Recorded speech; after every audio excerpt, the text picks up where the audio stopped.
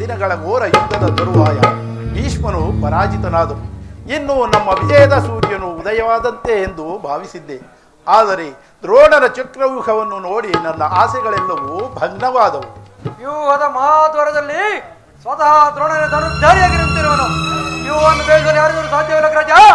ಎನ್ನೇದಕ್ಕೆ ಪ್ರಯತ್ನಿಸಿ ನಿರಾಶನಾಗಿ ಹಿಂತಿರುಗಿದೆ. ಈ ಸಮಯದಲ್ಲಿ ಕೃಷ್ಣಾರ್ಜುನರು ಇಲ್ಲಿದ್ದರೆ ಚೆನ್ನಾಗಿತ್ತು. ಅರ್ಜುನರು ವ್ಯೂಹಭೇದ ಪದ್ಧತಿಯನ್ನು ಅರಿತಿದ್ದನು. ಕೃಷ್ಣಾರ್ಜುನ ಯುದ್ಧ ವಿಮಯ ಮತ್ತೊಂದು ಪ್ರಶ್ನದಲ್ಲಿ ಸಂಕ್ಷಿಪ್ತರೊಡನೆ ಕಾದಾಡ್ತಿರುವರು. ಅವರು ಬೇಗ ಹಿಂದಿರಲು ಸಂಗ್ರಹ ರಾಜ, ಹಿಂತಿರುಗಲು ಸಾಧ್ಯವಿಲ್ಲ. ಈಗ ಇದರ ಉಪಾಯವೇನು? ಜಾಗ್ರತೆಯಿಂದ ಒಂದು ಉಪಾಯವನ್ನು ಚಿಂತಿಸಲೇಬೇಕು. ಇಲ್ಲವಾದರೆ ಪರಾಜಯ ಖಂಡಿತ. ನಿಮ್ಮ ಕೈಯಲ್ಲಿ ಈ ಗದೆ ಇರುವಾಗ ನನ್ನ ಪೂಜ್ಯ ತಂದೆಯವರ ಕಪಿಧ್ವಜವು ಯುದ್ಧ ಭೂಮಿಯಲ್ಲಿ ಹಾರಾಡುತ್ತಿರುವಾಗ ಪಾಂಡವರಿಗೆ ಅಪಜಯವೇ? ದೊಡ್ಡಪ್ಪ, ಈಗ ನಮಗೊದಗಿರುವ ಅಂತಹ ಆಪತ್ತಾದರೂ ಏನು? ಕುಮಾರ ಅಭಿಮನ್ಯು, ದ್ರೋಣರ ಚಕ್ರವ್ಯೂಹವನ್ನು ವೇದಿಸುವ ಶಕ್ತಿಯು ನಮ್ಮಲ್ಲಿಲ್ಲ. ವ್ಯೂಹದಿಂದ ರಕ್ಷಿತರಾದ ಕೌರವರ ಬಾಣಪರಂಪರೆಗಳಿಂದ ನಮ್ಮ ಸೈನ್ಯವು ಹತವಾಗುತ್ತಿರುವುದು. ಇದಕ್ಕೋಸ್ಕರ ಇಷ್ಟೊಂದು ಚಿಂತೆ?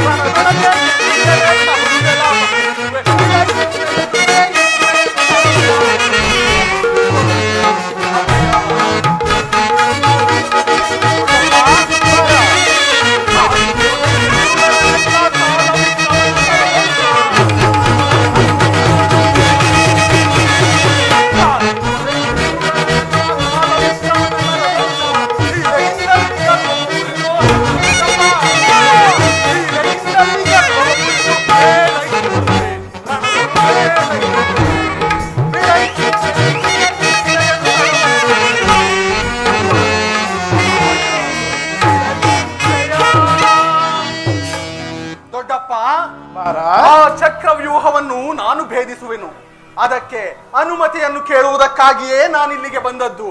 ಬಾಬುವನ್ನು ಬಾಬು ನೀನು ನನ್ನ ವಂಶದ ಗೌರವ ಸ್ವರೂಪನು. ಕುಮಾರ, ಈ ಕಾರ್ಯವು ನಿನ್ನಿಂದ ಆಗತಕ್ಕದ್ದಲ್ಲ. ಈ ಕಾರ್ಯಕ್ಕೆ ನಿನ್ನನ್ನು ಕಳುಹಿಸುವುದು ಅಸಮರ್ಥವೆನಿಸುವುದು. ನಾವೆಲ್ಲರೂ ಜೀವಿಸಿದ್ದು ಇಂತಹ ದುಸ್ಸಾಹಸವಾದ ಕಾರ್ಯಕ್ಕೆ ಕಳುಹಿಸುವುದು ಲೋಕಾಭಿಮತವೆನಿಸದು. ದೊಡ್ಡಪ್ಪ, ನಾನು ಚಿಕ್ಕವನೆಂದು ಈ ರೀತಿ ಹೇಳುತ್ತಿರುವಿರಾ? ನಿಮ್ಮ ಕಣ್ಮುಂದಿರುವ ಪಾರ್ಥನಂದನನ ಈ ದೇಹವು ಚಿಕ್ಕದಿರಬಹುದು, ಆದರೆ ಅದರೊಳಗಿನ ಜೀವ ಜ್ಯೋತಿಯು ಚಿಕ್ಕದ್ದಲ್ಲ. ಕ್ಷಾತ್ರ ತೇಜದ ಚಿರಪ್ರಕಾಶದಿಂದ ಜಾಜಲ್ಯಮಾನವಾಗಿ ಬೆಳಗುತ್ತಿದೆ. ಸಾಹಸದ ಪ್ರಭಾಫಲಕದಿಂದ ಪ್ರತಿಬಿಂಬಿತವಾಗಿ ರೂಪಿಸುತ್ತಿದೆ. ಅದು ತನ್ನ ಮಹತ್ ಪ್ರಕಾಶದಿಂದ ಕುರುಕ್ಷೇತ್ರವನ್ನು ಬೆಳಗಲು ಅವಕಾಶ ಮಾಡಿಕೊಡಿ. ನನ್ನನ್ನು ಮಗನನ್ನಾಗಿ ಪಡೆದ ಧನಂಜಯನು ಅಭಿಮಾನದಿಂದ ತಲೆದೂಗಲಿ. ವೀರಪ್ರಸುವಾದ ಸುಭದ್ರೆಯು ಆನಂದಾಶ್ರುಗಳನ್ನು ಸುರಿಸಲಿ. ಯೋಗ್ಯಾವರಸವು ದೊರೆತಾಗ ಧೈರ್ಯದಿಂದ ಹೋರಾಡಿ ಕೀರ್ತಿಶಾಲಿಯಾಗುವುದು ಶಾಸ್ತ್ರದ ನಿಯಮ. ಅದನ್ನು ಬಿಟ್ಟು ಮರಣ ಕಂಜಿ ಶತ್ರು ಸಂಹಾರಕ್ಕಾಗಿ ಹಿಡಿದ ಈ ಖಡ್ಗದಿಂದ ಅಡುಗೆ ಮನೆಯ ಕಾಯಿ ಪಲ್ಯಗಳನ್ನು ಕತ್ತರಿಸುತ್ತಾ ಕುಳಿತುಕೊಳ್ಳುವುದಕ್ಕಲ್ಲ. ದೊಡ್ಡಪ್ಪ, ನಾನು ತಾಯಿಯ ಗರ್ಭದಲ್ಲಿದ್ದಾಗಲೇ ಚಕ್ರವ್ಯೂಹವನ್ನು ಭೇದಿಸುವ ಉಪಾಯವನ್ನು ಕಲಿತಿರುವೆನು. ಈಗ ಅದರ ಉಪಯೋಗಕ್ಕೆ ತಕ್ಕ ಅವಕಾಶವು ದೊರಕಿರುವುದು. ಅದನ್ನು ವ್ಯರ್ಥ ಮಾಡಬೇಡಿದಂತೆ ನನಗನುಮತಿಯನ್ನು ಕೊಡಿ. ಆಗ ನೀವು ತಿಳಿಯುವಿರಿ, ಪಾರ್ಥನ ಮಗನೂ ಕೂಡ ಪಾರ್ಥನಂತೆಯೇ ಪರಾಕ್ರಮಶಾಲಿ ಎಂಬುದನ್ನು. ಅಗ್ರಜ, ಅಭಿಮನ್ಯುವಿನ ಪ್ರಾರ್ಥನೆ ನಿರಾಕರಿಸಬೇಡ. ಈ ವೀರಭಾಗ್ಯ ವ್ಯಕ್ತಿ ಉತ್ಸವಾಗ್ನಿಯು ಸ್ವರಸ್ಥಂಜನವಾಗಿರಲಿ. ನಾನು ಸೈನ್ಯವನ್ನು ತೆಗೆದುಕೊಂಡು ಹೋಗಿ ಅಭಿಮನ್ಯುವಿಗೆ ಸಹಾಯವಾಗಿ ನಿಂತಿರೋನು. ಅಭಿಮನ್ಯುವನ್ನು ಬೇಯಿಸೊಡನೆ ನಾವು ಅದಕ್ಕೆ ನುಗ್ಗಿ ಭಿನ್ನ ಭಿನ್ನವಾಗಿ ಬಿಡುವುದು.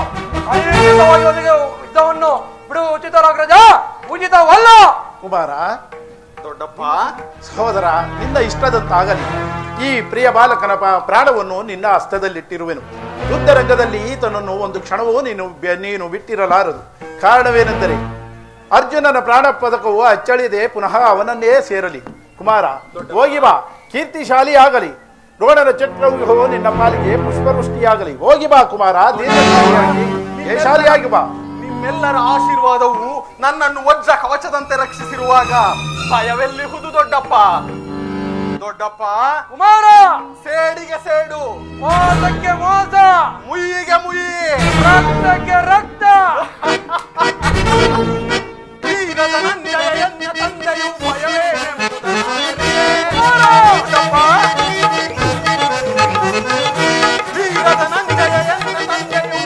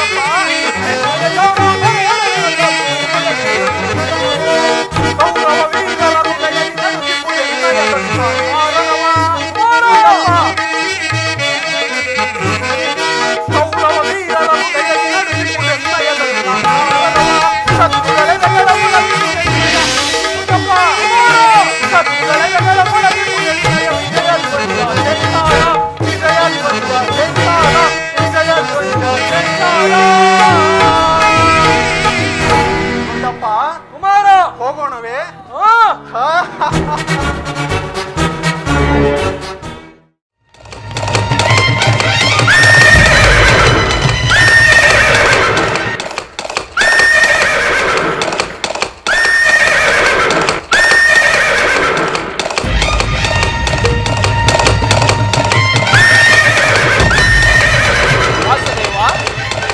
ಉಭಯ ಸೈನ್ಯಗಳ ಮಧ್ಯೆ ರಥವನ್ನು ನಿಲ್ಲಿಸು. ನನ್ನೊಡನೆ ಯುದ್ಧ ಮಾಡಲು ಸಿದ್ಧರಾಗಿರುವ ಕ್ಷತ್ರಿಯ ವೀರರನ್ನು ಸಾರಿ ತೋರಿಸುದೇವ. ದುರ್ಯೋಧನನ ಹಿತಾಕಾಂಕ್ಷೆಯಿಂದ ಪ್ರಾಣಗಳನ್ನು ತೃಣಪ್ರಾಯವೆಂದು ತಿಳಿದು ಈ ಕುರುಕ್ಷೇತ್ರದ ರಣಭೂಮಿಯಲ್ಲಿ ನೆರೆದಿರುವ ಕ್ಷತ್ರಿಯ ವೀರರನ್ನೊಂದು ಸಾರಿ ತೋರಿಸುದೇವ. ನಿತ್ಯ ಅರ್ಜುನ.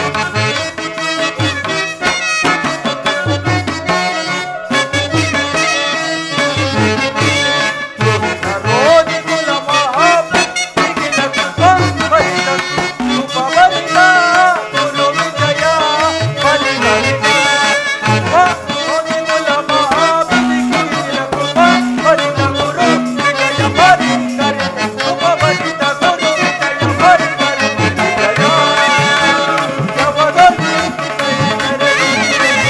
ಗಣಭೂಮಿಯ ಪರಿಯ ವಿಜಯ ಗಣಭೂಮಿಯ ಪರಿಯ ವಿಜಯ ಗಣಭೂಮಿಯ ಪರಿಯ ವಿಜಯ.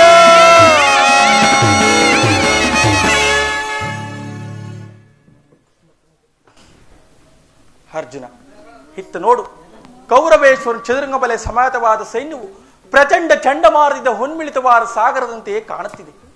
ಇತ್ತ ನೋಡು ಪಾರ್ಥ, ಕೌರವೇಶ್ವರನು ತನಗೆ ಪ್ರಿಯರಾದ ಕರ್ಣ ದುಶ್ಯಾಸನೊಡನೆ ಐಶ್ವಾರೂಢನಾಗಿ ಸೇನಾ ರಚನೆಯನ್ನು ಪರಿಶೀಲಿಸುತ್ತಿರುವನು.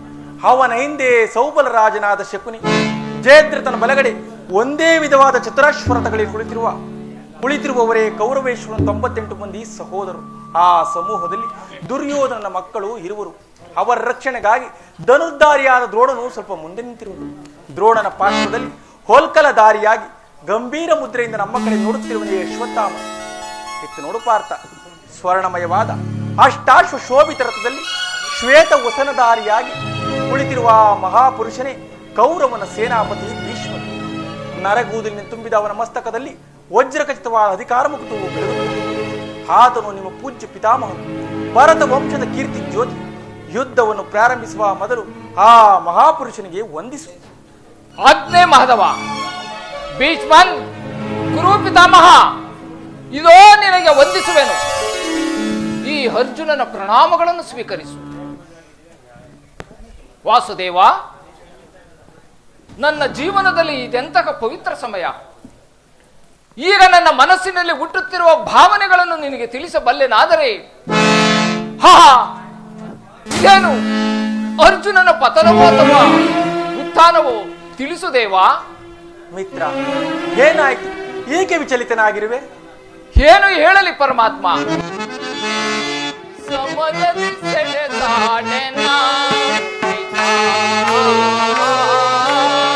ಸಮರದಿ ಸೆಳೆದಾಡೆನ ಪಿತಾ, ಸಮರದಿ ಸೆಳೆದಾಡೆನ, ಸಮರದಿ ಸೆಳೆದಾಡೆನ ಪಿತಾ, ಸಮರದಿ ಸೆಳೆದಾಡೆನ. ವಾಸುದೇವ,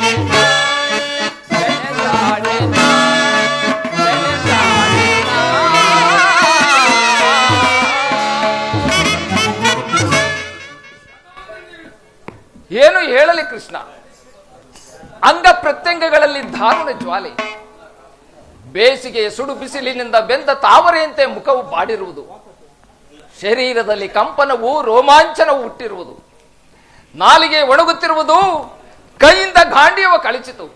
ಕೃಷ್ಣ, ನಾನು ನೋಡುತ್ತಿರುವುದೇನನ್ನು?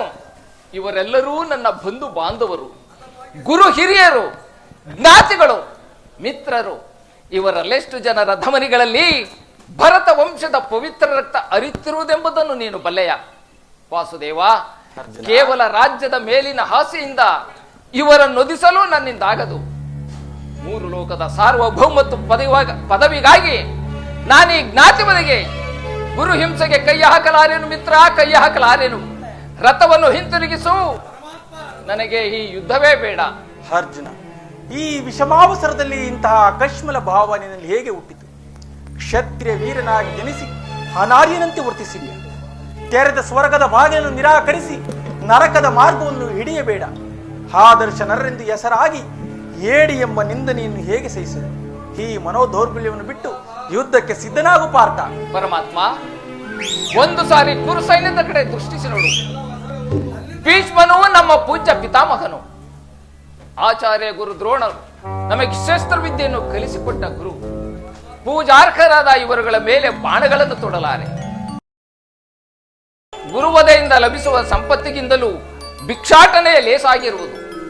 ಬಂಧು ಬಾಂಧವರನ್ನು ಕೊಂದು ರಾಜ್ಯ ಭೋಗವನ್ನು ಅನುಭವಿಸುವ ಇಚ್ಛೆ ನನಗಿಲ್ಲ. ಅಶಾಶ್ವತವಾದ ರಾಜ್ಯ ಲೋಭಕ್ಕೊಳಗಾಗಿ ಶಾಶ್ವತವಾದ ಧರ್ಮವನ್ನು ನಾಶ ಮಾಡಲು ನನ್ನಿಂದಾಗದು. ಸ್ವಜನವದೆಯೂ ನನಗೆ ಸಮ್ಮತವಿಲ್ಲ ದೇವಾ. ಅರ್ಜುನ, ಯಾರನ್ನು ಯಾರು ಒದಿಸುವುದು? ಅಳಿವಿಲ್ಲದ ಆತ್ಮವನ್ನು ಒದಿಸುವುದು ಅಸಂಭವ. ಮನುಷ್ಯನು ಹರಿದು ಹೋದ ಬಟ್ಟೆಗಳನ್ನು ಬಿಸಿಟು ಹೊಸ ಬಟ್ಟೆಗಳನ್ನು ಧರಿಸುವಂತೆ ಆತ್ಮನು ಜೀರ್ಣವಾದ ದೇಹವನ್ನು ತ್ಯಾಗ ಮಾಡಿ ಬೇರೊಂದು ದೇಹವನ್ನು ಆಶ್ರಯಿಸುವುದು. ಮರಣವು ದೇಹದ ನಾಶ, ಅವಿನಾಶಿಯಾದ ಆತ್ಮನ ಅವಸಾನವಲ್ಲ.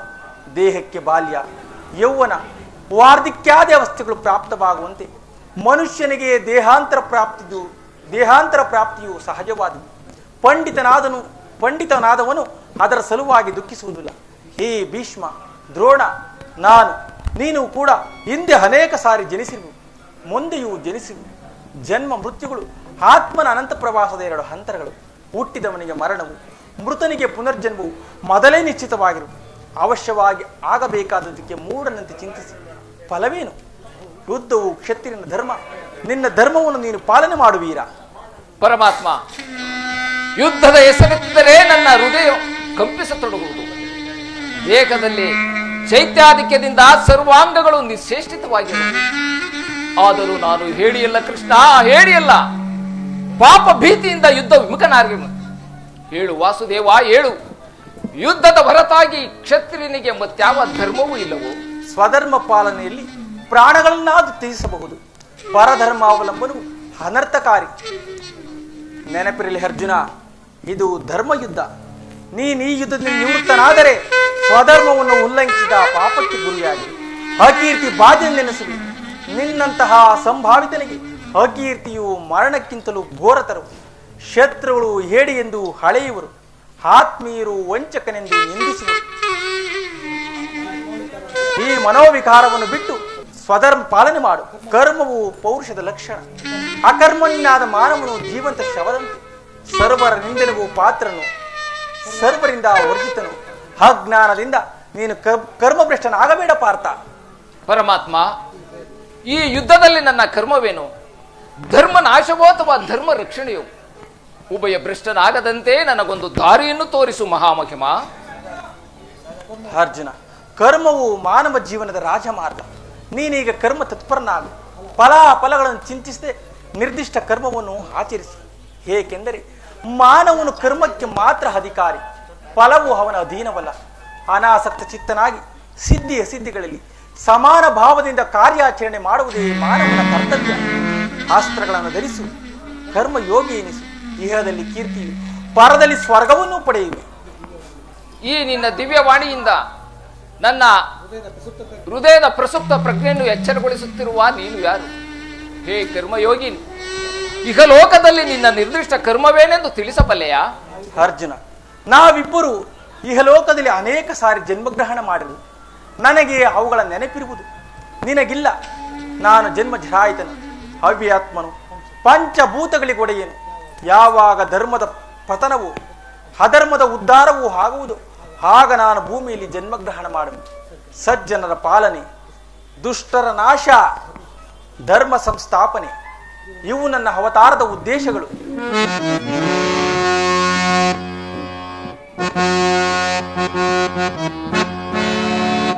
ಯದಾ ಯದಾ ಹಿ ಧರ್ಮಸ್ಯ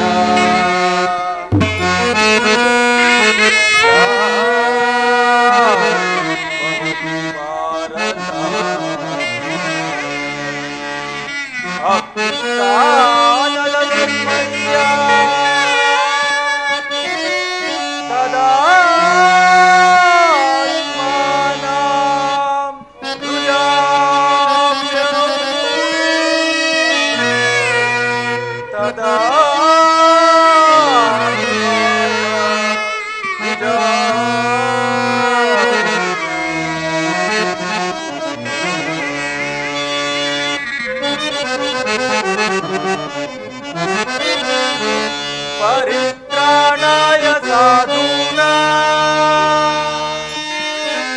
ವಿನಾಶಾಯ ಚತುರ್ಭುಜಾ ಧರ್ಮ ಸಂಸ್ಥಾಪನಾರ್ಥಾಯ ಸಂಭವಾಮಿ ಯುಗೇ ಯುಗೇ ಸಂಭವಾಮಿ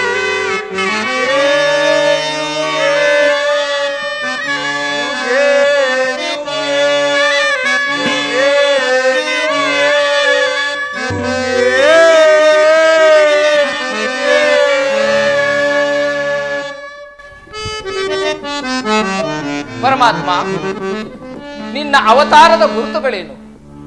ನಿನ್ನನ್ನು ತಿಳಿಯುವ ಬಗೆ ಹೇಗೆ? ಉತ್ತರವನ್ನು ಕರುಣಿಸು ಮಹಾಮಹಿಮ.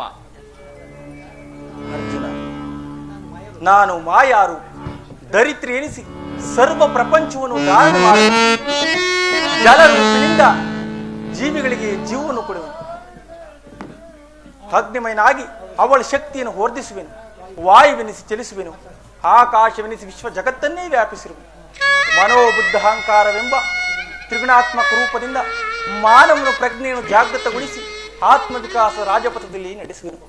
ಬಹುರೂಪಾತ್ಮಕವಾದ ಪ್ರಭವ ಪ್ರಳಯಗಳಿಗೆ, ಉದಯ ವಿನಾಶಕ್ಕೆ ನಾನೇ ಕಾರಣನು. ಸರ್ವಶ್ರೇಷ್ಠನು, ಸರ್ವಾಂತರ್ಯಾಮಿಯೂ ಆದ ಪರಾ ವಸ್ತುವು ನಾನು. ದಾರದಲ್ಲಿ ಮಣಿ ಸಮೂಹವು ಪೋಣಿಸಲ್ಪಟ್ಟಂತೆ ಈ ವಿಶ್ವ ಜಗತ್ತು ನನ್ನಲ್ಲಿ ಪ್ರೋತವಾಗಿರುವುದು. ನಾನು ನೀರಿನಲ್ಲಿನ ಸಾತ್ಮಕನು, ಸೂರ್ಯ ಚಂದ್ರರ ಕಾಂತಿಯು ನನ್ನದು. ವೇದಗಳಲ್ಲಿನ ಓಂಕಾರವು ನಾನು, ಮನುಷ್ಯನಲ್ಲಿನ ಪೌರುಷವು ನನ್ನದು. ಸಮಸ್ತ ಭೂತಗಳಿಗೆ ಅಧಿಕಾರನು ನಾನು. ದೇವತೆಗಳಲ್ಲಿ ಇಂದ್ರನು, ವೇದಗಳಲ್ಲಿ ಸಾಮವು, ರುದ್ರರಲ್ಲಿ ಶಂಕರರು, ಋಷಿಗಳಲ್ಲಿ ಮೃಗುವೂ ಆಗಿರುವುದು. ನನ್ನ ವಿಭೂತಿಗಳು ಅಗಣ್ಯ, ಅನಂತ, ಅಬೋಧ. ಅದರಲ್ಲೊಂದು ಅಲ್ಪಾಂಶದಿಂದ ಜಗತ್ತಿನ ಸೃಷ್ಟಿ, ಸ್ಥಿತಿ, ಪ್ರಳಯಗಳೇ ಪ್ರಾರಂಭವಾಗುವುದು. ಪರಮಾತ್ಮ, ಈ ನಿನ್ನ ನುಡಿಗಳಿಂದ ನನ್ನ ಮೋಹವು ನಾಶವಾಯಿತು, ಹೃದಯದ ಅಂಧಕಾರವೂ ಹರಿಯಿತು. ಹೇ ಯೋಗೇಶ್ವರ, ನಿನ್ನ ವಿಶ್ವರೂಪವನ್ನು ತೋರಿಸಿ ನನ್ನನ್ನು ಕೃತಾರ್ಥನನ್ನಾಗಿ ಮಾಡು ದೇವಾ. ತಥಾಸ್ತು ಪಾರ್ಥ. ಕರಾಳ ಕಾಳ ಸ್ವರೂಪ ನನ್ನ ಸಂಹಾರ ಮೂರ್ತಿಯ ದರ್ಶನ ಮಾಡು. ಕರಾಳ ಕಾಳ ಸ್ವರೂಪನು ನಾನು. ಕುರುಕ್ಷೇತ್ರ ಸಮ್ಮಿಳಿತರಾಗಿರುವ ಸಮಸ್ತ ಯೋಧರನ್ನು ಒಂದೇ ಬಾರಿಗೆ ಆಪೋಷಣೆ ಮಾಡಿ ನನ್ನ ಉದರದಲ್ಲಿ ಧರಿಸಿಕೊಳ್ಳುವೆ. ನೀನು ನಿಮಿತ್ತ ಮಾತ್ರಕ್ಕೆ ನನಗೆ ಸಹಾಯಕನಾಗು. ಯುದ್ಧದಲ್ಲಿ ಜಯಶಾಲಿಯಾಗಿ ಕೀರ್ತಿಯನ್ನು ಗಳಿಸುವೆ. ಇದು ನನ್ನ ಸಂಹಾರ ಮೂರ್ತಿಯ ದರ್ಶನ ಮಾಡು.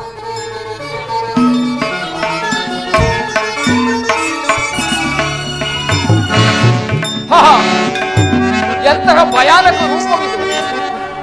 ಮಾನವ ಚಕ್ಷುಗಳಿಂದ ನೋಡಲಾರೆನು ಪ್ರಭು, ನೋಡಲಾರೆನು. ಮನವು ಚಂಚಲದ ಕತ್ತಲೆಯಾಗಿ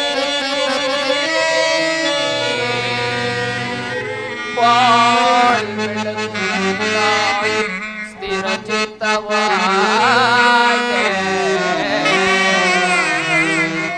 ದೇವಾ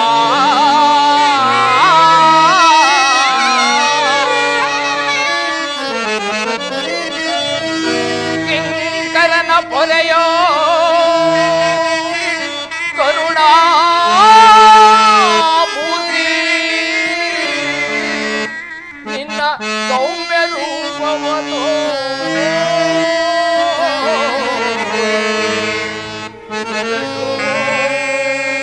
ಶರಣು ಗಿರಿಧಾರಿ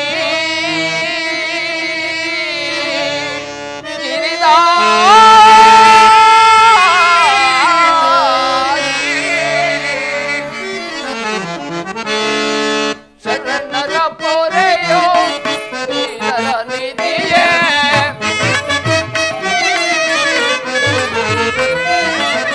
ಶರಣರ ಪೊರೆಯೋ ಶ್ರೀಧರ ನಿಧಿಯೇ ದಾರಿ ಕಾಣದೆ ಒಂದು ಬಳಲಿದೆ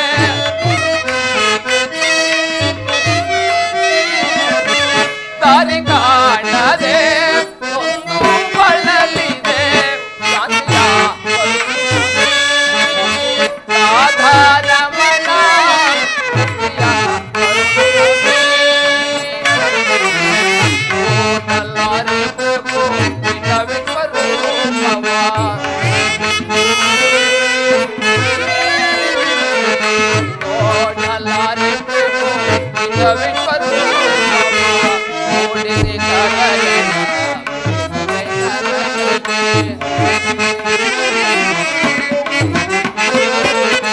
ಜೋಡಿಸಿ ಕರಗನ ಬೇಡುವೆ ಮಾಡುದು ಬೇಯನೋ ಪಾಮರನನ್ನೋಳು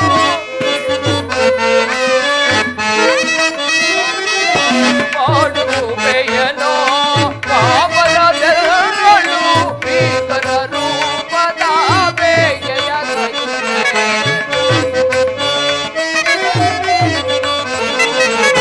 ಭೀಕರ ರೂಪದ ಬೇಗೆಯ ಸಹಿತೆ ಶರಣರ ಪೊರೆಯೋ ದೀನರ ನಿಧಿಯೇ ದಾರಿ ಕಾಣದೆ ಒಂದು ಬಳಲಿದೆ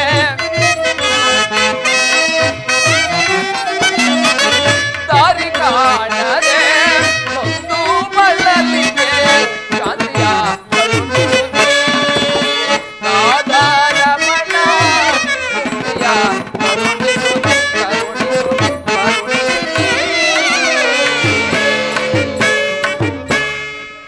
ಎಂತಹ ಭಯಾನಕ ರೂಪವಿದು ಮಾನವ ಚಕ್ಷುಗಳಿಂದ ನೋಡಲಾರೆನು ಪ್ರಭು ನೋಡಲಾರೆನು ಕೈಕಾಲುಗಳು ಕಂಪಿಸುತ್ತಿರುವವು ವಾಕ್ ಸ್ಫೂರ್ತಿ ಇಲ್ಲ ಹೇ ಕರುಣಾಮಯನೇ ನಿನ್ನ ಸೌಮ್ಯ ಮೂರ್ತಿಯ ದರ್ಶನ ಮಾಡು ಹೇ ಭಕ್ತ ಪರಾಧೀನ ಭಕ್ತರ ಹೃದಯದಲ್ಲಿ ಆನಂದ ತರಂಗಗಳನ್ನೆಬ್ಬಿಸುವ ಸುಧಾ ಮಧುರವಾದ ನಿನ್ನ ಮಂದಹಾಸವನ್ನು ತೋರಿಸು ಹೇ ಗೋಪಿಕಾವಲ್ಲಭ ಲಲನ ಚಿತ್ತ ರಂಜಕವಾದ ನಿನ್ನ ಸುಹಾಸ ವದನವೆಲ್ಲಿ ನಿನ್ನ ಸೌಮ್ಯ ಮೂರ್ತಿಯ ದರ್ಶನ ಪ್ರಭು ದರ್ಶನ ಮಾಡು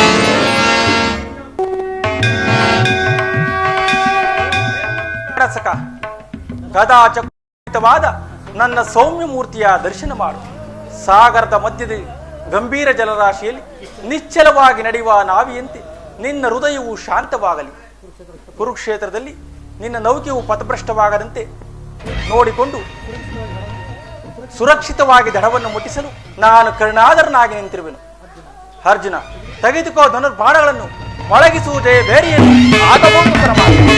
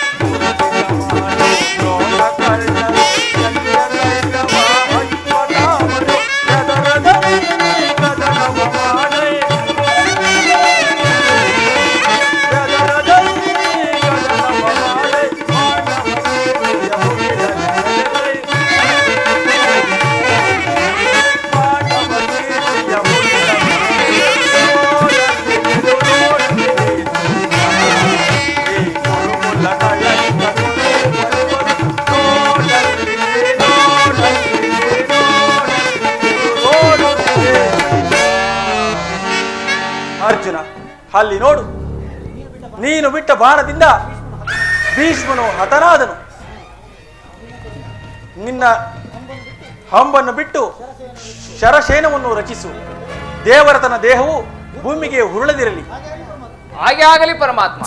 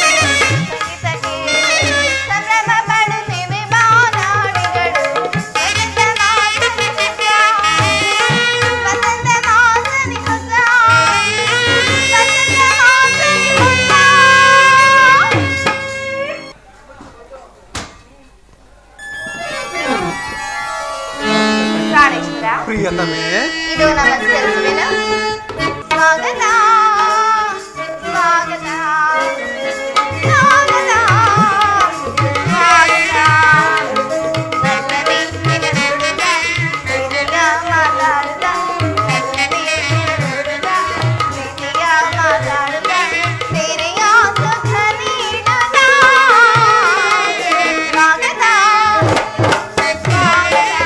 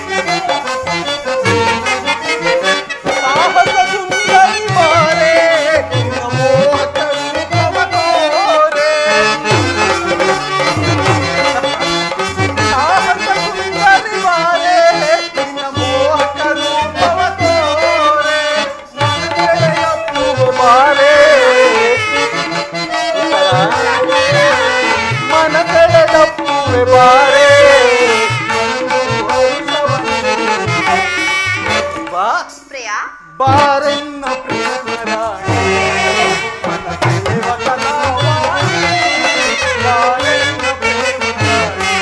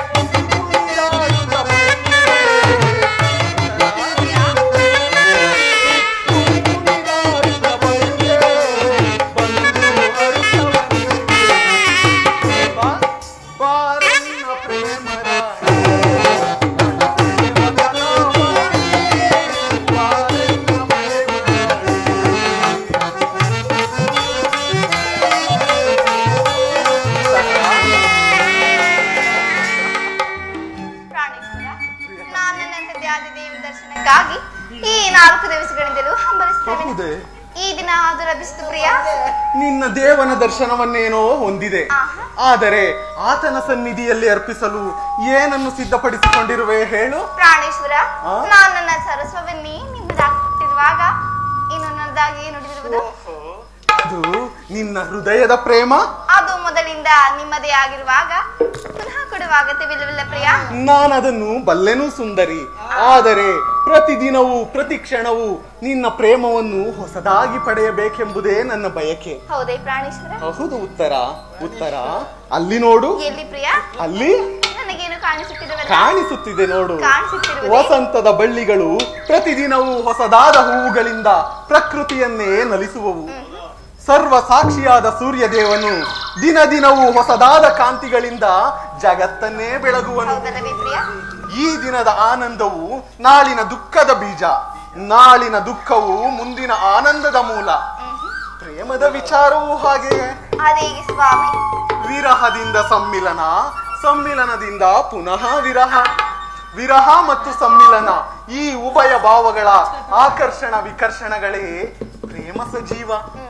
ಹೃದಯೇಶ್ವರಿ, ಪ್ರಾಣೇಶ್ವರ, ನಿನ್ನೆಯ ದಿನ ನಾವು ವಿಯೋಗದ ತೀವ್ರ ಶೋಕದಿಂದ ದಗ್ಧರಾಗಿದ್ದೆವು.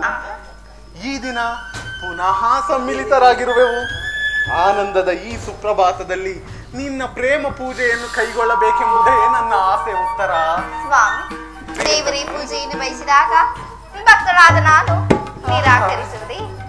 ಎಷ್ಟಾದರೂ ಪ್ರೇಮದ ವಿಷಯದಲ್ಲಿ ಪ್ರಾಣೇಶ್ವರ ತಾವು ಮಹಾ ಪಂಡಿತರಲ್ಲವೇ?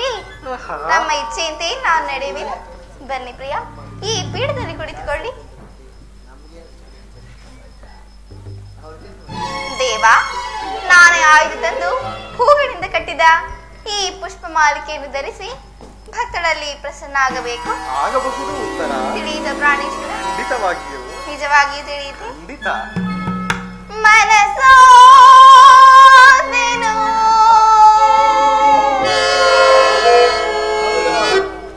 ನನ್ನ ನಿನಗೆ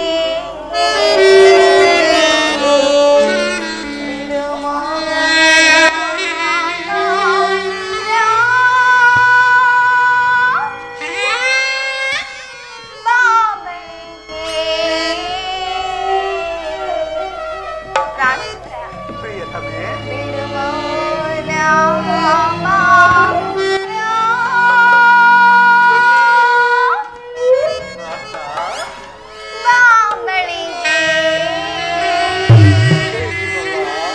ಆಹಾ, ಹೌದೇ ಪ್ರಾಣೇಶ್ವರ? ಸ್ಮಾ ಪ್ರಿಯತಮೆ,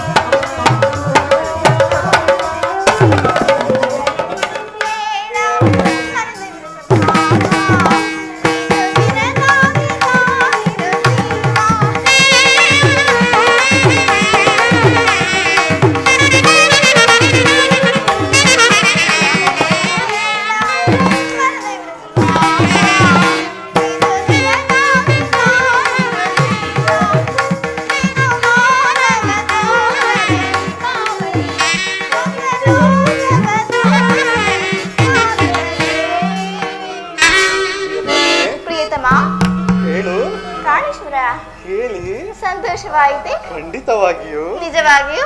ಓ, ಆಹಾ, ಇನ್ನು ಸಂತೋಷವಾಗಲಿಲ್ಲವೇ? ಏ ಅದ್ಭುತ.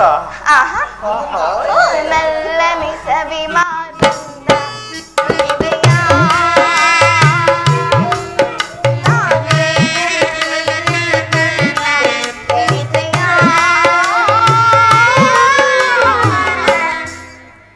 ಪ್ರಿಯ, ಪ್ರಿಯತಮೆ, ನಾನಿನ್ನ ಬಿಡೆನು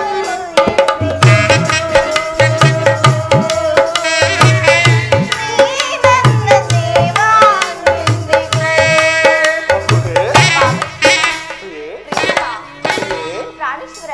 ಸುಂದರಿ, ರಾಜ ಮುದ್ದು ರಾಜ, ಬಂದ ಕೋಪನನ್ನ ತಿರುಗಿ ಮುದ್ದು ರಾಜ, ತೊಂದರೆ ದೂರ ನಿಲ್ಲಬೇಕೆ ಹೋಗಬೇಕೆ, ನಿನಗಾಗಿ ಬಂದೆ ಕೋರಲುವ ತಂದೆ,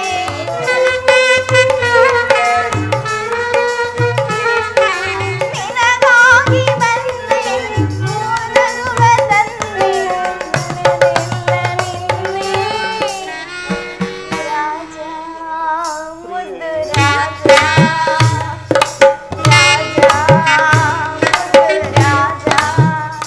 ಸ್ವಾಮಿ, ಮನಸೋದೆನು ನನ್ನಾದರನೆ, ಮಾಮನಿಗೆ ಬಿಟ್ಟು ಮಾಮನಿಗೆ ಮನಸೋದೆನು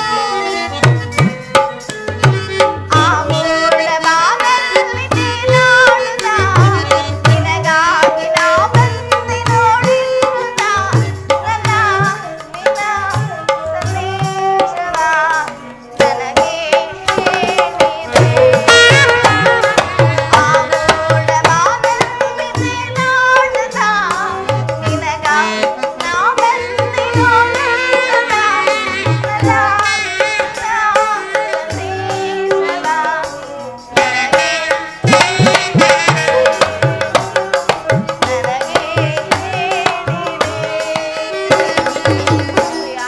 ಉತ್ತರ.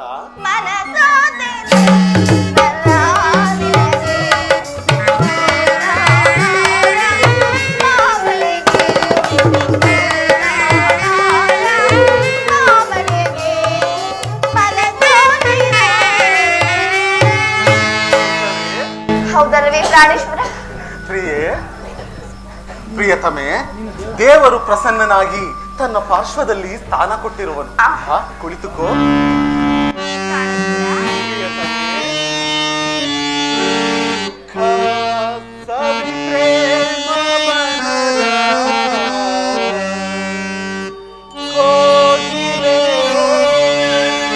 ಪ್ರಿಯ,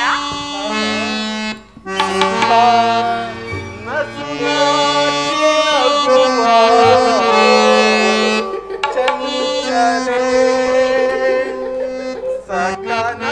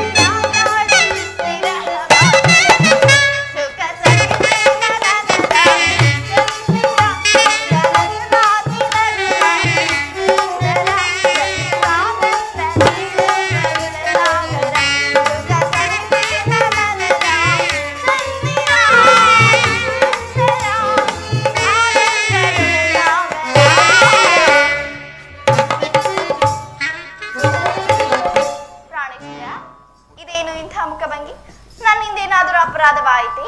ಇಲ್ಲ ಉತ್ತರ. ಈ ದಿನ ಯುದ್ಧದಲ್ಲಿ ನಾನೊಂದು ಮಹತ್ ಕಾರ್ಯವನ್ನು ಕೈಗೊಳ್ಳಬೇಕಾಗಿರುವುದು. ನಿನ್ನ ಪ್ರೇಮಾರಾಧನೆಯನ್ನು ಸನ್ಮಾನಿಸಲು ನನಗೆ ಸಮಯವಿಲ್ಲ. ಏನು ಮಾಡಲಿ? ಪ್ರಾಣೇಶ್ವರ, ಈ 4 ದಿವಸಗಳಿಂದಲೂ ಯುದ್ಧದಲ್ಲಿ ನಿರತರಾಗಿರುವಿರಿ.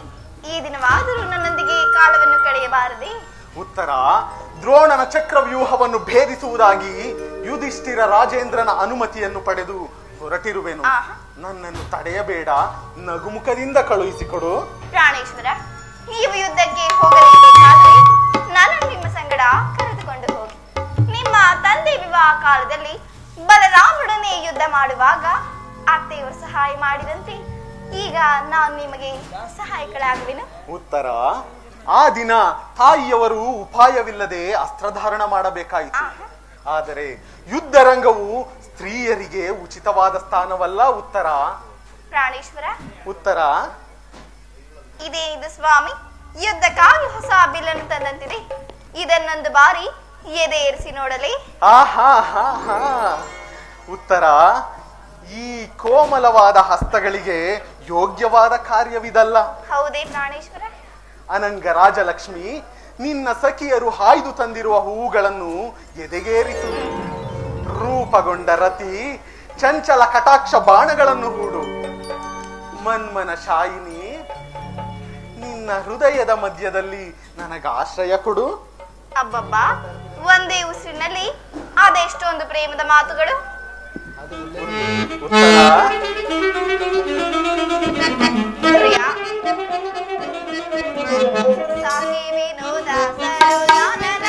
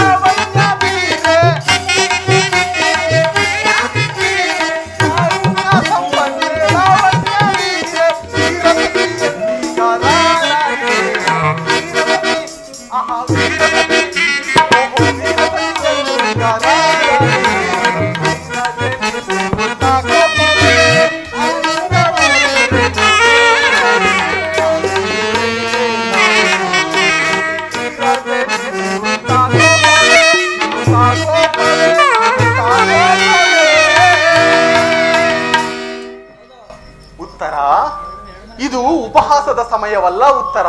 ಆಹಾ. ಘೋರ ಯುದ್ಧವು ಒದಗಿ ಬಂದಿರುವುದು. ಈಗಲೂ ನೀನು ನಗುತ್ತಿರುವೆ, ಅಥವಾ ಪ್ರಪಂಚದಲ್ಲಿ ಸೃಷ್ಟಿಕರ್ತರಿಬ್ಬರೆಂದು ತೋರುವುದು? ಯುದ್ಧವನ್ನು ನಿರ್ಮಿಸಿದ ಹೃದಯಹೀನನಾದ ವಿಧಿಯೇ ಬೇರೆ, ಹಾಸ್ಯಮಯಿಯಾದ ಗಾನಪ್ರಿಯೆಯಾದ ಉತ್ತರೆಯನ್ನು ನಿರ್ಮಿಸಿದ ಕಲಾವಿದನಾದ ವಿಧಾತನೇ ಬೇರೆ. ಪರಸ್ಪರ ಸಂಬಂಧವಿಲ್ಲದ ಎರಡು ವಿಭಿನ್ನ ಪ್ರಪಂಚಗಳು. ಹಾಗಲ್ಲ ಸ್ವಾಮಿ, ನಿಜನನ್ನು ನಾನು ಹೇಳುವೆನು. ಒಬ್ಬನಾದ ವಿಧಾತನು ಇಬ್ಬರು ಉತ್ತರೆಯನ್ನು ನಿರ್ಮಿಸಿರುವೆನು. ಇದುವರೆಗೂ ಹಾಸ್ಯಮಯ್ಯಾದ ಗಾಂಶೀಲೆಯಾದ ಒಬ್ಬ ಉತ್ತರೆಯನ್ನು ನೋಡಿರುವಿರಿ. ಈಗ ವೀರಪತ್ನಿಯಾದ ವೀರಾಂಗಿನಿಯಾದ ಮತ್ತೊಬ್ಬ ಉತ್ತರೆಯನ್ನು ನೋಡುವೆ. ಹೋಗ್ತರಣ ವೀರ, ಯುದ್ಧವು ಕ್ಷತ್ರಿಯ ಧರ್ಮ. ನೀವು ಆ ಧರ್ಮವನ್ನು ಪಾಲನೆ ಮಾಡಬೇಕಲ್ಲವೇ ಪ್ರಿಯ? ಖಂಡಿತವಾಗಿಯೂ.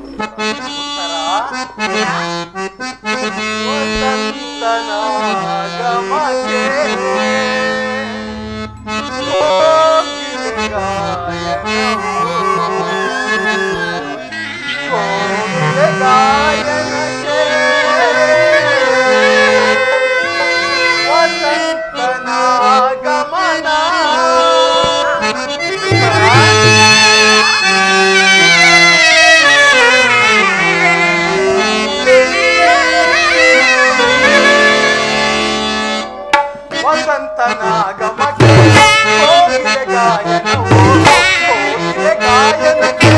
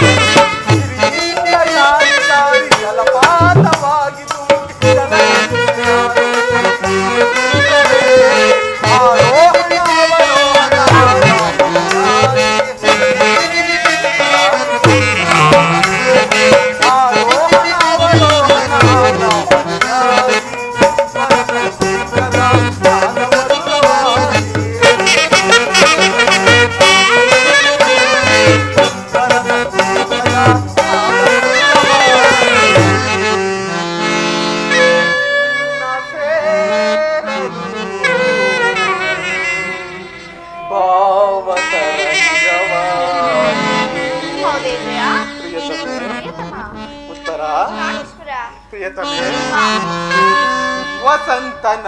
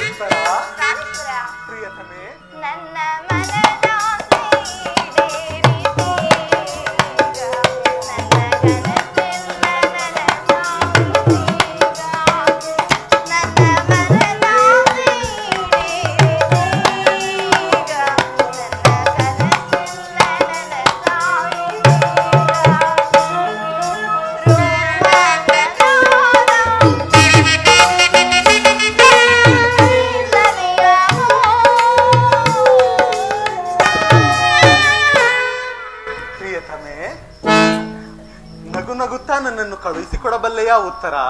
ನನಗಾಗಿ ಸ್ವಲ್ಪವೂ ದುಃಖಿಸುವುದಿಲ್ಲವೇ? ದುಃಖಿಸ್ತಿಲ್ಲ ಸ್ವಾಮಿ. ಅಥವಾ ಪ್ರಶ್ನದಾರದಂತೆ ಮನಸ್ಸಿನಲ್ಲಿ ಈ ದುಃಖವನ್ನು ಮುಚ್ಚಿಕೊಂಡು ಮುಖದಲ್ಲಿ ಹರ್ಷವನ್ನು ಸೂಚಿಸುತ್ತಾ ಪತಿಯನ್ನು ಬೀಳ್ಕೊಳ್ಳಾದ ಪತ್ನಿಯು ವೀರಾಂಗಿ ನೆನೆಸಿಕೊಳ್ಳಬಲ್ಲಡೆ. ನಿಮ್ಮ ಕರ್ತವ್ಯದಲ್ಲಿ ನೀವು ಸ್ಥಿರರಾಗಿ ಉತ್ತರೆಯು ತನ್ನ ಭಾಗದ ಕರ್ತವ್ಯವನ್ನು ಸಾಸವಣ್ಣನಿಯಾಗಿಯೇ ನಿರ್ವಹಿಸಿರುವಳು. ನಾನು ನೋಡುತ್ತಿರುವುದು ಏನನ್ನು ಈಶ್ವರ? ಸ್ವರ್ಣದ ಪುತ್ತಳಿಯಲ್ಲಿ ಶಿರೀಷದ ಮಾರ್ಧವ, ಸಂಪಿಗೆಯ ಗಂಧದಲ್ಲಿ ಮಲ್ಲಿಗೆಯ ಮಾಧುರ್ಯ, ಇಹ ಸಂಸಾರದ ದುಃಖದ ಮಧ್ಯದಲ್ಲಿ ಸ್ವರ್ಗದ ಆನಂದ ಕೇಳಿ ಧನ್ಯ ಉತ್ತರ ಧನ್ಯ. ಆರ್ಯಾವರ್ತದಲ್ಲಿ ನೀನು ನಾರೀರತ್ನಳು, ನೀವು ಕ್ಷತ್ರಿಯ ರತ್ನರು. ಯುದ್ಧವು ನಿಮ್ಮ ಗೌರವ ಕೀರ್ತಿ ಸಂಪತ್ತಲ್ಲವೇ ಪ್ರಿಯ? ಹಾಗಾದರೆ ನಿನಗಾವ ಗೌರವಗಳೂ ಇಲ್ಲವೇ? ಈ ದಿನ ಅದೆಷ್ಟೋ ವೀರ ಮಾತೆಯರು ವೀರ ಪತ್ನಿಯರು ತಮ್ಮ ಹೃದಯದ ದುಃಖಾವೇಗವನ್ನು ಮನಸ್ಸಿನಲ್ಲಿ ಅಡಗಿಸಿಟ್ಟುಕೊಂಡು ಕಣ್ಣೀರನ್ನು ಭೂಮಿಗುದುರಿಸದೆ ಸಾಹಸಮುಖಿಯರಾಗಿ ತಮ್ಮ ಪತಿ ಪುತ್ರರಿಂದ ಬೀಳ್ಕೊಂಡಿರುವರು. ಅವರಿಗಾವ ಗೌರವಗಳೂ ಇಲ್ಲವೇ ಉತ್ತರ? ಇರುವುದು ಸ್ವಾಮಿ. ರಣರಂಗದಲ್ಲಿ ಕಾದಾಡುತ್ತಾ ಸ್ವಾಮಿ ಮಡಿದಾಗ ಗೌರವದಿಂದ ದರ್ಪಿತರಾದ ಮಡದಿಯಾರು. ಶತ್ರುವಿನ ಮಧ್ಯದಲ್ಲಿ ಪುತ್ರನ ಸಾಹಸವನ್ನೇನು ಕೇಳಿ ಆನಂದ ಬಾಷ್ಪವನ್ನು ಸುರಿಸಿದ ಮಾತೆ ಯಾರು? ಪುರುಷನ ಗೌರವವೇ ನಾರಿ ಗೌರವ. ಜೀವನ ಸರ್ವಸ್ವವಲ್ಲವೇ ಪ್ರಿಯ? ಉತ್ತರ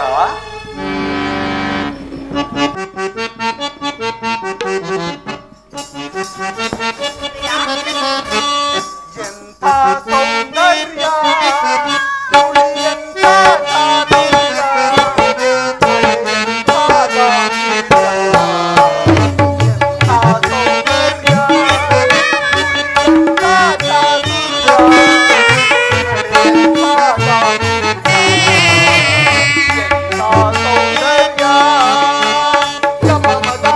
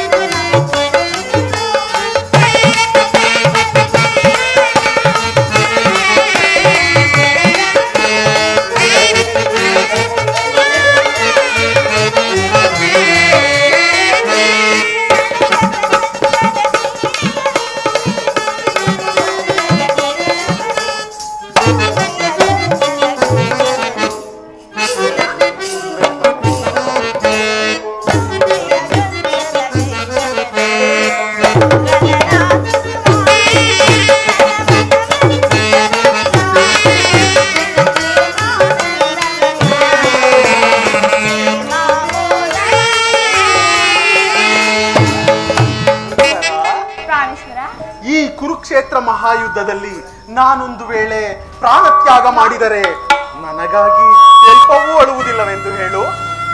ಪ್ರಭು, ನಿಮ್ಮ ಆಜ್ಞೆಗೆ ವಿರುದ್ಧವಾಗಿ ಒಂದು ದೊಡ್ಡ ಕಂಬನಿಯು ಈ ಭೂಮಿಯಲ್ಲಿ ಬಿದ್ದರೆ ನನ್ನ ಕೈಯಾರು ನನ್ನ ಕಣ್ಣುಗಳನ್ನು ನಿಮ್ಮ ಚರಣದಲ್ಲಿ ಅರ್ಪಿಸುವೇನೆ.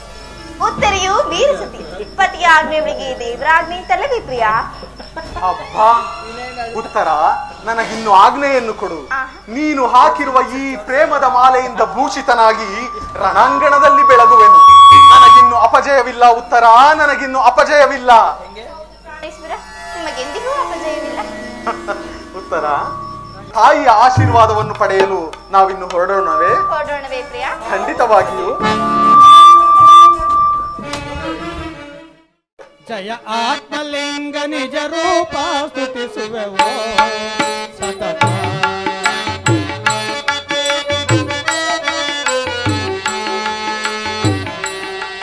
ಜಯ ಆತ್ಮಲಿಂಗ ನಿಜ ರೂಪ ಸ್ತುತಿಸುವೆವೋ ಆತ ನೀನು ಜಗದೇವಿ ಖ್ಯಾತ. ಆತ ನೀನು ಜಗದೇವಿ ಖ್ಯಾತ. ನೀತಿ ತೋರ ಜಯ ಮಂಗಲಂ ಶುಭ ಮಂಗಲಂ ನಿತ್ಯ ಮಂಗಲಂ. ಜಯ ಆತ್ಮಲಿಂಗ ನಿಜ ರೂಪ ಸ್ತುತಿಸುವೆವೋ ಸತತ. ಜಯ ಮಂಗಳಾಂಗ ಮೃಗ ಶೃಂಗಾರ ಲಹರಣ. ಜಯ ಮಂಗಳಾಂಗ ಮೃಗ ಶೃಂಗಾರ ಲಹರಣ.